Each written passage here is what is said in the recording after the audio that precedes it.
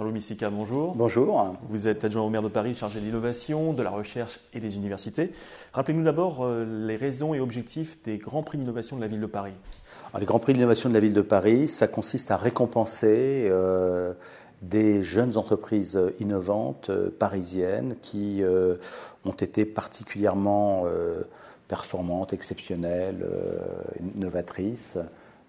Dans différentes catégories, puisqu'on a créé 5 catégories cette année, le design, les éco-innovations, les biotechnologies, les services et les technologies de l'information. Et donc ça, c'est la grande fête de l'innovation à Paris, c'est-à-dire c'est le moment où la communauté de l'innovation se retrouve. D'ailleurs, nous avons accroché ce Grand Prix de l'innovation au PRIT, le Paris Region Innovation Tour, qui réunit tous les pôles de compétitivité franciliens. Ça se passe à la Cité des Sciences, c'est le 30 novembre. Et je dirais qu'on veut faire de cette manifestation le rendez-vous qui permet de voir quels sont les jalons de cette réinvention de Paris en tant que capitale de l'innovation. Alors c'est un rendez-vous emblématique, oui. Vous le disiez, mais tout au long de l'année, en fait, il y a des actions diverses dans le domaine de l'innovation. Oui, bien sûr. Vous savez, le simple fait que vous pouvez faire un appel à candidature pour un Grand Prix de l'innovation dans 5 catégories et recevoir des centaines de réponses montre que, de ce point de vue-là, les jeunes entreprises innovantes, elles pullulent à Paris.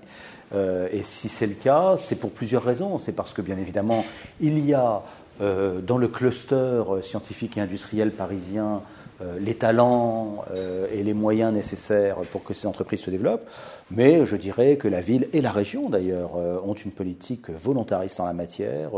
Nous avons mis sur la table un projet de pépinière et d'incubateur à hauteur de 55 000 m² d'ici la fin de la mandature. Si on ajoute ça aux 45 000 m² de la mandature précédente, ça veut dire qu'on a 100 000 m² pour accueillir les jeunes entreprises innovantes. On a fait un appel à projet pépinière incubateur et aujourd'hui, il y a une quinzaine de projets qui sont labellisés par la ville de Paris et qui sont souvent adossés à des grandes institutions scientifiques parisiennes, Sciences Po, Paris 6, Paris Tech, Télécom, Paris Biotech Santé, etc., etc. Donc vous avez comme ça toute une série d'incubateurs qui permettent de faire en sorte que la recherche scientifique et les chercheurs ou les jeunes diplômés qui ont envie de passer à la création d'entreprises ont les moyens de le faire. Avec Coseo, nous avons créé un fonds, Paris Innovation Amorçage, qui permettent de doter les entreprises au moment où elles en ont le plus besoin, c'est-à-dire juste avant la naissance ou juste après la naissance. Vous savez que les capitaux risqueurs aiment le risque, mais pas trop.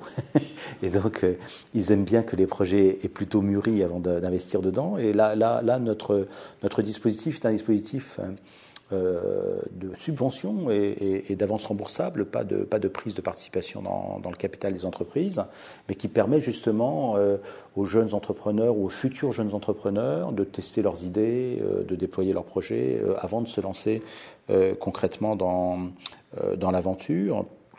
Et puis, nous avons toute une série d'actions de sensibilisation du grand public. On a une manifestation qui s'appelle Science sur scène, une autre qui s'appelle Futur en scène, que nous faisons avec la région. Nous avons financé dans le 2e arrondissement une structure assez innovante de travail et de partage collectif qui s'appelle la cantine. Je dirais que brique par brique, projet par projet, la ville de Paris est en train de renouer avec quelque chose qui est une tradition chez elle. Parce qu'il y a une tradition de l'innovation à Paris, les grandes expositions universelles, la construction de la Tour Eiffel et toutes ces choses-là nous rappellent le premier métro, nous rappellent que la ville de Paris a été toujours à l'avant-garde en matière d'innovation. Précisément, pour conclure, si on se projette, les enjeux, les perspectives en termes d'innovation ?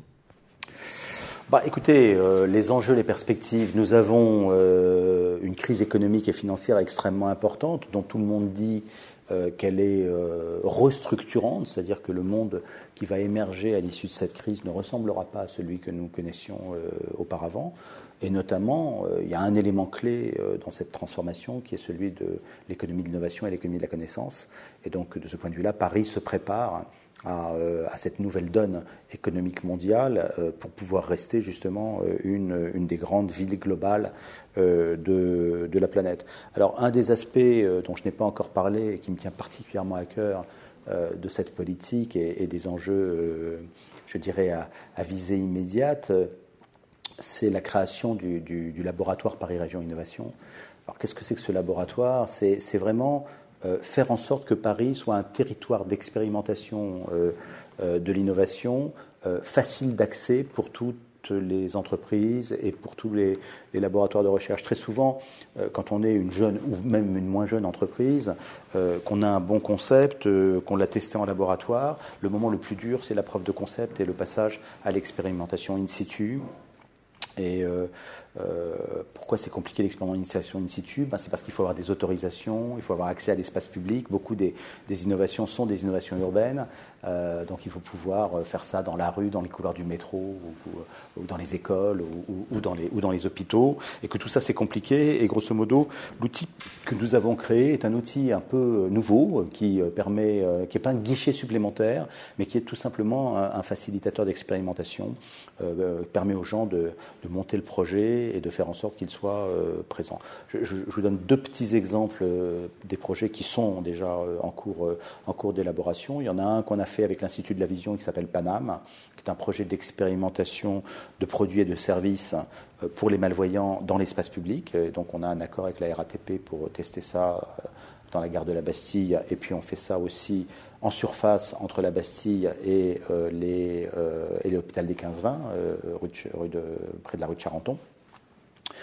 Et puis on a un autre projet très inspirant qui apporte pas mal de rêves, je trouve, qui est de ressusciter un véritable dirigeable de nouvelle génération, naturellement, à énergie électrique, avec des capteurs solaires, et qui pourrait avoir des fonctions utiles pour une ville comme Paris, à la fois de transport des personnes, mais aussi et surtout de transport de matériel de mesure pour la pollution atmosphérique, la pollution sonore, pour la circulation automobile, voire même pour des déplacements de charge.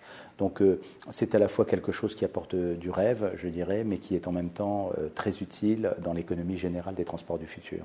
De belles perspectives, Jean-Luc Miseka. Je vous remercie. Merci beaucoup.